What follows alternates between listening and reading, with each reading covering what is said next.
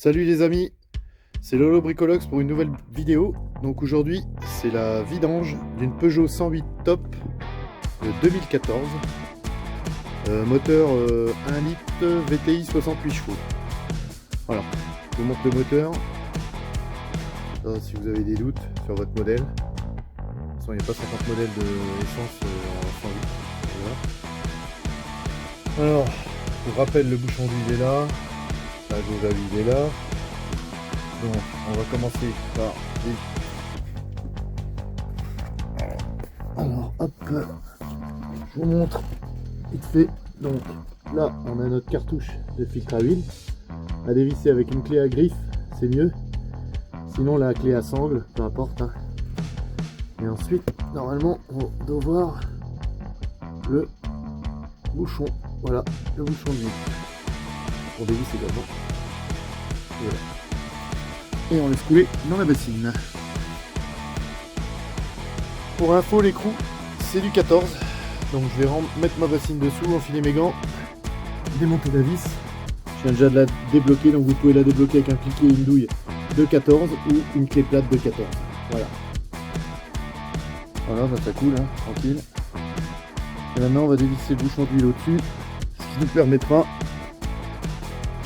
que ça coule légèrement plus vite en laissant rentrer l'air.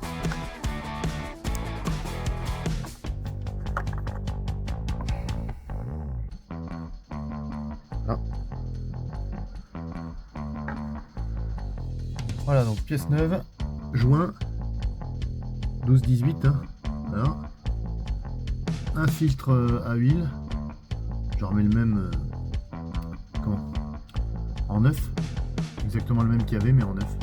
Ici on va mettre sur la périphérie du joint de l'huile neuve, légèrement. Ensuite on va revisser le filtre à huile à son emplacement, je vous ai montré tout à l'heure. Par contre vous ne le bloquez pas, vous arrivez au contact, un petit peu plus fort, le joint fait étanchéité. Parce qu'après pour le démonter l'année prochaine, vous allez en baver. Et pareil pour c'est un carter en alu, donc on fait gaffe, on serre pour écraser le joint, mais on ne serre pas comme un mulet, on serre doucement. Contact un peu plus fort pour serrer le joint en cuivre et basta, ça suffira. Ensuite, très simple, toute l'huile que vous avez récupérée dans la bassine, vous la mettez dans un bidon gradué. Ça c'est au cas où vous ne connaissiez pas la quantité exacte d'huile qu'il faut remettre dans le moteur. Comme ça, il est gradué, vous regardez combien vous avez, et sur l'autre bidon, il est gradué également, vous remettez la même chose. Voilà, graduation. On a pris quasiment 2,5 litres. Après on refait le niveau pour être sûr, et dans tous les cas on refera un peu de niveau une fois qu'elle aura tourné.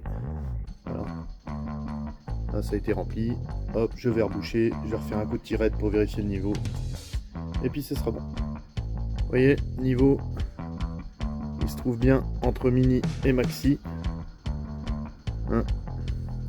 Je sais pas si on voit. Voilà, là on voit bien entre mini et maxi. Donc on est bien, on est presque au max, mais on est en dessous quand même.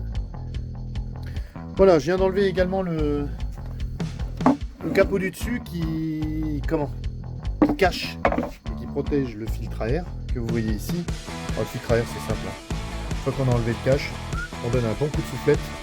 Si vraiment il est noir, ben on le changera, mais je l'ai changé déjà l'année dernière, je le change que tous les 2 ans. C'est suffisant. Et donc les points d'ancrage sont là pour le fameux capot que vous voyez ici. Et vous avez également 4 sauterelles qui reviennent au-dessus pour le fixer et pour le tenir. À bien faire attention quand vous le remettez dans l'orifice ici, que le caoutchouc se mette bien autour. L'orifice là, voilà. Sinon c'est tout. Je vais donner un petit coup de KF sur tous les contacts électriques. Passer un coup de diagnostic et puis ça sera terminé.